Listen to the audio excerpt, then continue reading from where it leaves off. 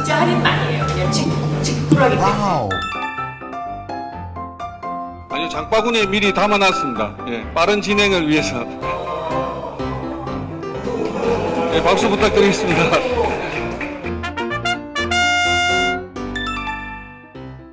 일단 공무원은 국민에게 헌신하고 봉사해야 될 의무도 가지고 있습니다. 그래서 공무원의 사회적 책임을 다하기 위해서 우리 공무원 노동조합이 먼저 나서야 되겠다라는 생각이 들었고요. 이 모두가 어려운 이 시기에 우리 국가공무원 노조께서 이렇게 착한 소비자 캠페인에 함께 해주시고 또 발대식까지 해주셔서 이것이 전부처로 퍼져나가는데 굉장히 큰 힘이 될 것이다. 저는 그렇게 생각을 합니다. 우리가 역사적으로 보면 위기라는 것은 늘 예고하지 않고 찾아왔습니다. 그리고 이 위기라는 것이 때때로는 100년에 한 번, 때때로는 50년, 30년에 한 번씩 찾아왔는데 이번에 찾아온 이 코로나19 위기는 과거의 경제공황 시절 1930년대에 그 뉴딜 정책이 펼쳐졌을 때는 그 시기만큼 아주 전 세계에 충격을 던지고 있습니다. 그 가운데에 아주 특이한 점은 1930년대에 경제공황이 밀려왔을 때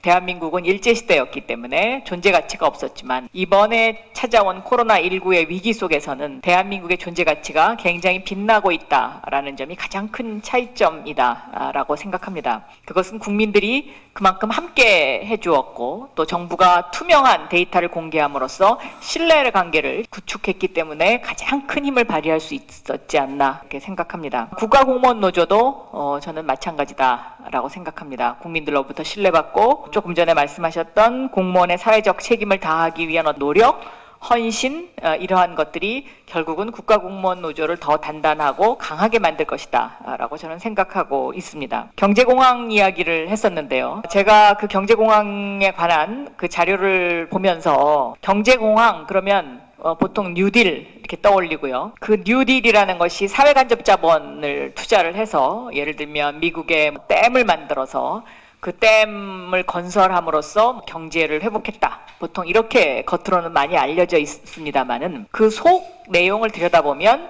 결과적으로는 함께 살아가는 철학, 정신이 녹여져 있고요. 그 경제공황을 거치면서 미국에서 노조가 만들어지고 합리적인 노조 활동이 결국은 미국의 중산층을 다시 살아나게 만들고 그 살아나게 한 그 힘이 경제공황 이후에 대공황 이후에 미국이 정말 지속가능한 성장을 할 수 있도록 오랫동안 호황을 누릴 수 있는 커다란 힘이었습니다. 저는 이번에 코로나19도 대한민국이 그 어느 나라보다도 지금 돋보이고 있는 가운데 노조와 함께 저희가 토론하고 대화하고 소통하면서 노사정의 합의 문화를 이끌어내는 것 이것이 정착된다면 우리한테 굉장한 시너지 효과가 있을 것이다 라고 생각하고요. 아까 영상에서도 봤습니다만은 오바마 대통령의 이야기를 강조를 해주셨는데 결국은 두 가지죠. 그러니까 오바마 대통령의 메시지가 중산층을 두텁게 하려면 건전한 노조 활동이 중요하다. 그리고 우리가 좀 더 합리적인 사회 그리고 서로 소통하는 사회가 되려면 노조 활동을 통해서 뭔가의 가치를 같이 실현해야 되는 것 아니냐. 이제 이런 메시지입니다.